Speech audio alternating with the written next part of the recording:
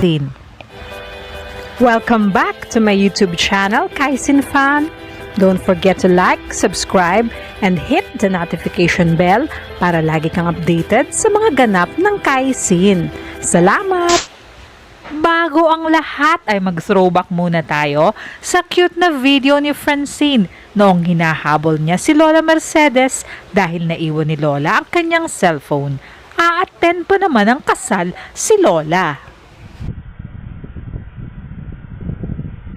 Nakalimutan po ni Lola yung cellphone niya. A-attend siya ng kasal. Ay, akala ko sa tulong. Ako din. Ayan po. Susundan po natin sila.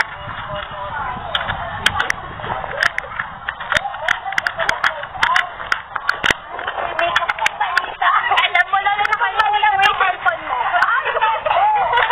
Wait lang, Lola. Ako na nga yan. Oo, outfit. Oo. Ano nga pala, learn? Bawal painitan. Andon niya. Akin na. Ay, sa'yo na nga. At narito na nga ang pagkukumpirma ni Lola Mercedes. Maraming salamat sa suporta nyo kay Chin. Ginawa niya lahat para mapasaya kayo bilang artista. Ngayon, nadadamay siya sa issue ng isa. Inayawan na nga, ayaw daw niya ka-love team. Siguro, kung ikaw ang nasa lugar ko, gagawin mo ang ikabubuti at ikatatahimik.